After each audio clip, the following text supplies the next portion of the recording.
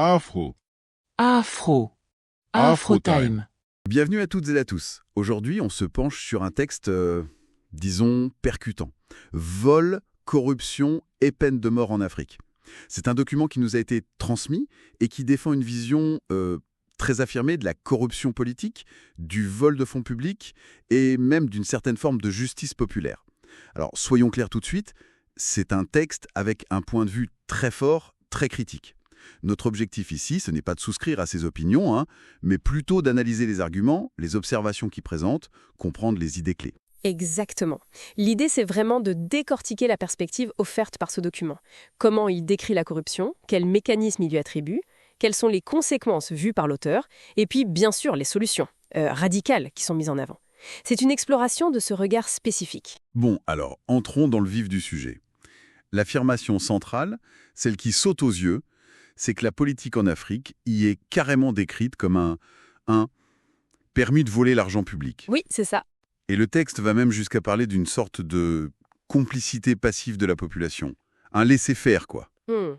Et cette source détaille assez crûment comment ça se manifesterait, selon elle, des dirigeants qui utiliseraient les caisses de l'État un peu comme leur compte en banque personnel, C'est ça. au détriment bien sûr des infrastructures, des services de base, pendant qu'eux mèneraient grand train souvent à l'étranger avec leur famille. Oui, et d'ailleurs, l'auteur ne se gêne pas pour citer des noms à titre d'exemple. Ah oui, il y a une liste, les Bongo, Bokassa, Obiang, Mobutu, Houphouët-Boigny, et même des plus récents comme Ouattara, Doumbouya, c'est pour illustrer son propos, évidemment. Ce qui interpelle fortement, c'est le paradoxe que ce texte soulève. Oui, D'un côté, il décrit une violence populaire, extrême, expéditive. On parle de lynchage, de mort pour des petits vols, un téléphone, un billet de banque. Et de l'autre, une impunité quasi totale. Parfois même, une sorte d'admiration pour ceux qui sont accusés de détourner des sommes gigantesques au sommet. tout à fait. Ce contraste est vraiment au centre de l'argumentation. Le petit voleur lynché, le grand détourneur presque admiré. C'est ça.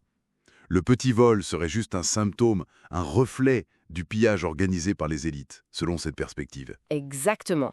Pour l'auteur de ce texte, le petit larcin est presque une conséquence logique de la misère qui est elle-même alimentée ou causée par ce grand pillage institutionnel. Et les conséquences de cette corruption à grande échelle, telles qu'elles sont décrites, elles sont dramatiques. Ah oui, le lien établi est direct et terrible.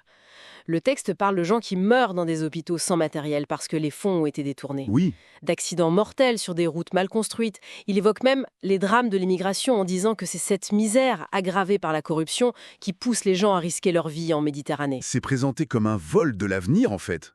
Surtout pour les jeunes. Oui, un vol de l'avenir des jeunes générations, c'est exactement ça. Alors, face à ce tableau très sombre, la solution proposée dans le texte est, radicale. C'est le moins qu'on puisse dire.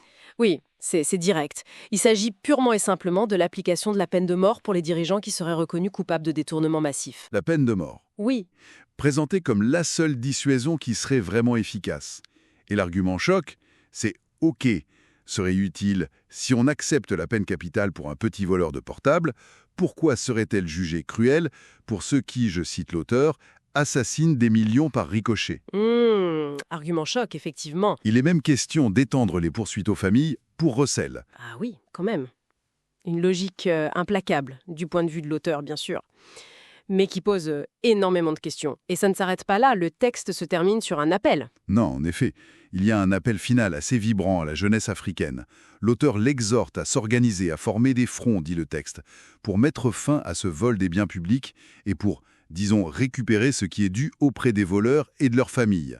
C'est une incitation claire à l'action. Bon, alors, si on récapitule rapidement les points clés de cette analyse, basée sur ce document spécifique, on a cette description d'une corruption présentée comme systémique, presque banale, ce paradoxe très troublant du deux poids deux mesures dans la réaction face au vol selon l'échelle, Oui.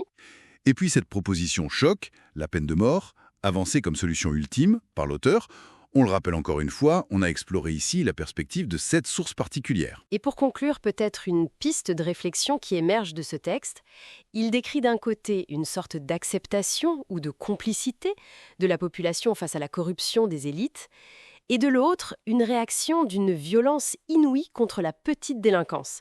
Alors la question qu'on pourrait se poser en lisant ce document, c'est qu'est-ce que ce contraste saisissant, tel qu'il est présenté ici, pourrait bien nous dire sur les dynamiques sociales ou les perceptions de la justice qui sont abordées dans ce texte.